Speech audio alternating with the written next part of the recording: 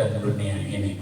Oleh karena itu di subuh ini Ustaz Bom ingatkan, selagi kehidupan ini Allah berikan, maka pikirkan amal-amal saleh yang akan kita bawa. Karena tidak ada yang bisa dibawa mati menghadap Allah kecuali amal. Yang dicari tinggal, yang dikumpulkan tinggal, anak istri pasti tinggal. Tak ada keluarga yang menemani di dalam kubur. Tak ada harta benda yang akan dibawa mati ke alam kubur kecuali yang kita infak sedekahkan, kecuali anak yang saleh yang akan mendoakan kita. Oleh karena itu, banyak-banyaklah kita beramal selagi kita hidup ini. Salawat dan salam Allahumma salli wa sallim wa barik ala Sayyidina Muhammad wa ala ali Sayyidina Muhammad. Bapak-bapak dan ibu-ibu jemaah gerakan salat subuh berjamaah Kecamatan Ujung Batu, Kabupaten Rahul yang dimuliakan Allah. Subuh ini Ustaz Bom kembali hadir di Masjid Al-Falah. Kami menyangkau acaranya di hati. Rupo mandang kata masjid masih terbengkalai. Mari kita semangat membangun masjid, biar kita merasakan betapa indahnya berjamaah di tempat yang luar biasa. Jangan nyaman-nyaman lo dibawa ke bapak dan ibu. Ambonya tidak nyaman sesekali kau main. Jadi semangat bagaimana secepatnya Desa Ngasoglo merasakan nikmatnya ibadah di masjid yang baru, insyaallah. Amin. Bapak-bapak dan ibu-ibu yang dimuliakan Allah, satu, memakmurkan masjid adalah ciri-ciri orang yang beriman kepada Allah. Masjid sebentar lagi siap. Yang sulit itu bukan membangun masjid. Masjid besar akan siap dibangun oleh satu orang kaya. Namun masjid yang besar tidak akan bisa diisi oleh satu orang kaya. Artinya Bapak dan Ibu, yang sulit itu bukan membangun masjid. Yang sulit itu nanti mengisi masjid. Memakmurkan masjid itulah yang Allah katakan dalam Al-Quran. Innama ya'muru masajidallah. Memakmurkan masjid itu man amana billah. Adalah ciri-ciri orang yang beriman kepada Allah. Jangan mengaku beriman kalau belum hati pergi ke masjid. Jangan mengaku beriman, ya Allah aku beriman kepadamu ya Allah, tapi ketika azan berkumandang di masjid, Allahu Akbar, Allahu Akbar, apa sibuk? Duduk di warung, jualan di pasar, duduk di kantor, mengajar di sekolah, di kebun. Oh, mengaku beriman tapi tidak hadir ke masjid. Makanya Allah katakan dalam Al-Quran, Imam Al-Qurtubi menjelaskan makna ayat ini di dalam tafsirnya. Allah kaitkan orang ke masjid dengan ciri-ciri orang beriman. Padahal Bapak dan Ibu, ciri-ciri orang beriman itu kalau ditengok, dia beriman kepada Allah, dia beriman kepada malaikat, beriman kepada Rasul, beriman kepada kitab, beriman kepada Rasul, beriman kepada hari kiamat, beriman kepada qada dan qadar.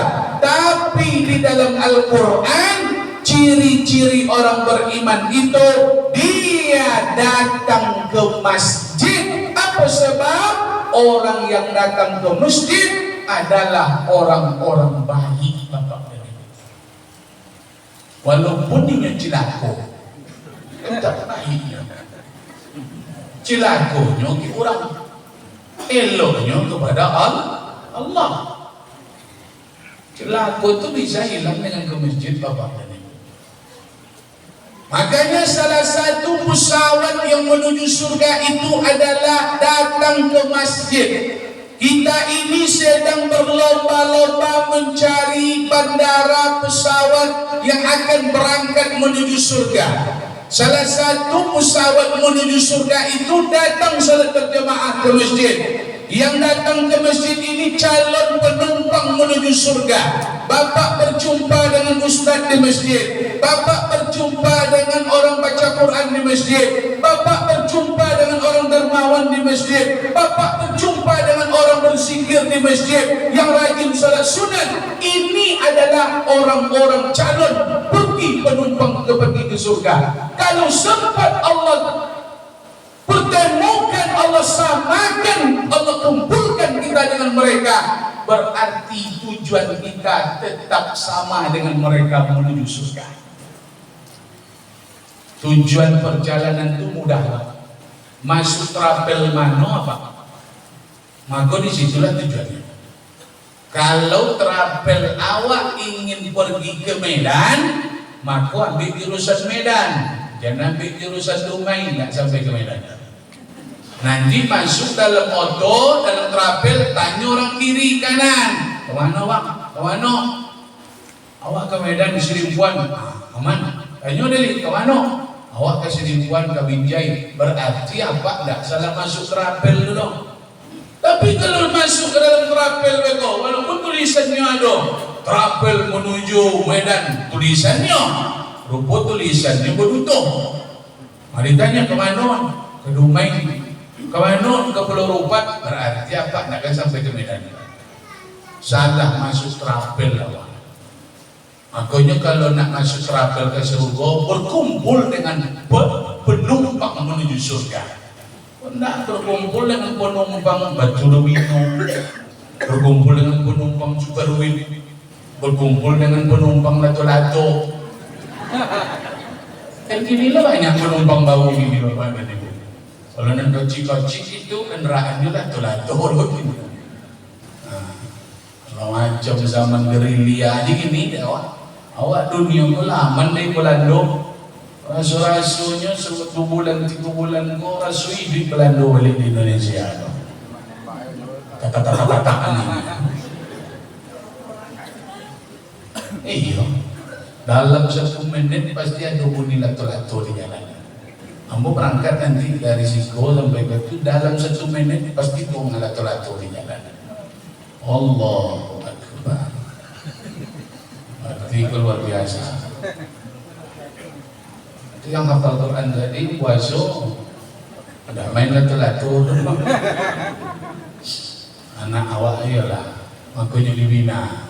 Virus itu banyak. Ada virus HP, ada virus lato-lato, ada virus TB. Namun Bapak dan Ibu, antivirusnya satu. Apapun virus yang akan menghantam anak-anak kita, ketahuilah antivirusnya adalah Al-Quran. Antivirus itu Al-Quran yang menghancurkan virus-virus yang merusak anak-anak Al-Quran. Cemano pun anak nanti rusak karena HP, cemano pun anak rusak karena TV, macam mana pun anak rusak dengan game online permainan. Kalau bapak ibu dekatkan mereka dengan Quran, insya Allah hancur semua virus. Allah yang katakan bapak dan ibu. Al-Quran itu jadi obat. Wa nunazzilu minal Qur'an ma huwa shifaa'u wa rahmah. Al-Quran itu kami turunkan tak bukan dia menjadi obat. Jangankan orang sehat, orang gila bisa sehat dengan Al-Quran. Apalagi orang nanda gila. Jangan gilonya sehat. Anu buktinya? Woi lapak ka lapas, woi lapak ka PMK, Badan Narkotika Nasional. Mereka merehab orang-orang yang sudah kecanduan narkoba, obat-obat terlarang. Bapak ibu kira mereka itu sehat keluar dari rehab disuntik tiap hari, disuntik sampai sehat? Enggak. Obat mereka itu lebih banyak baca Quran ketimbang minum obat. Baca Quran obat mereka yang sakit-sakit obat tuh tiap hari mengaji, tiap hari mengaji.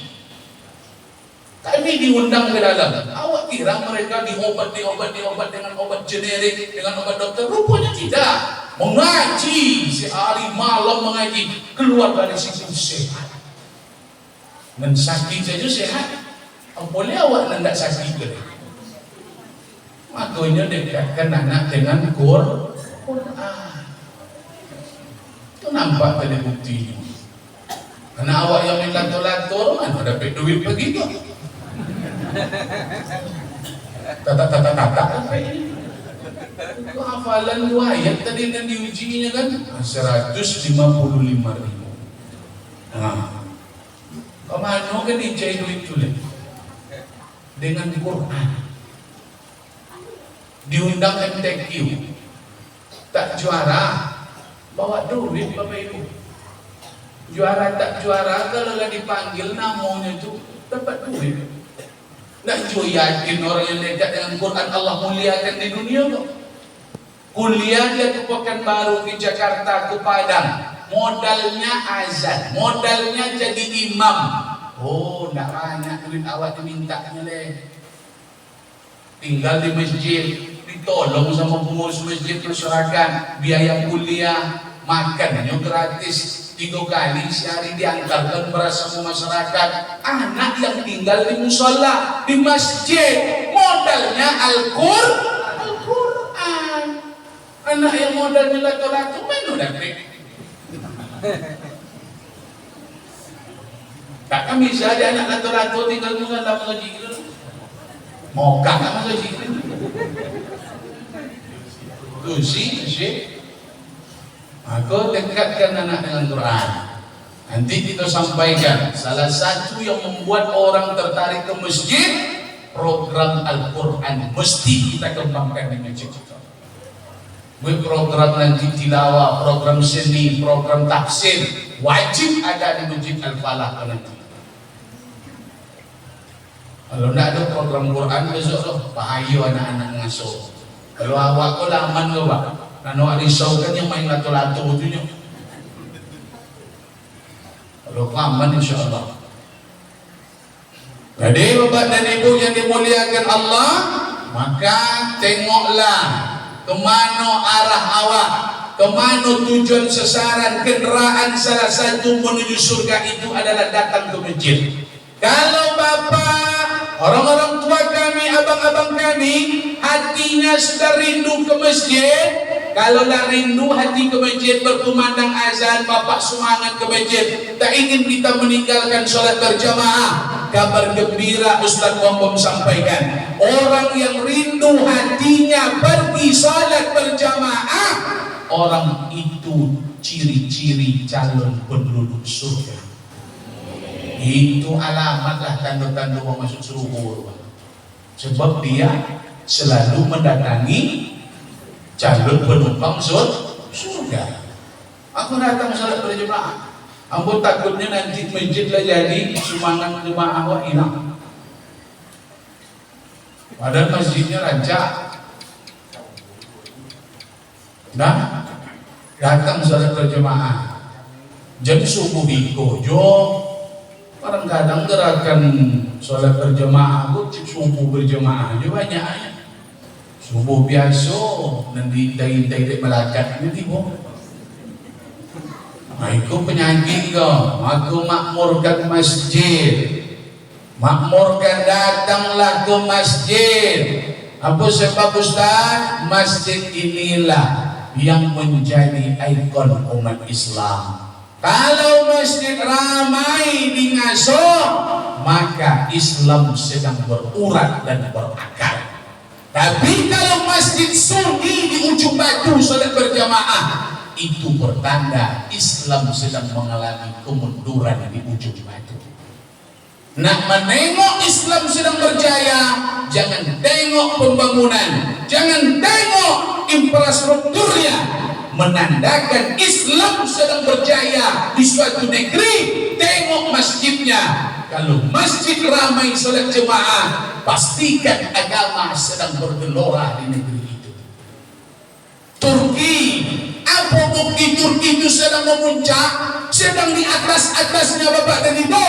Bukan karena presidennya yang hebat, artinya mentalnya kuat, sanggup dia menantang Amerika. Bukan itu. Turki itu hari ini di atas angin karena dia berhasil membebaskan masjid yang dulu tak dipakai umat Islam jadi pustaka. Hari ini masjid itu kembali dikuasai umat Islam.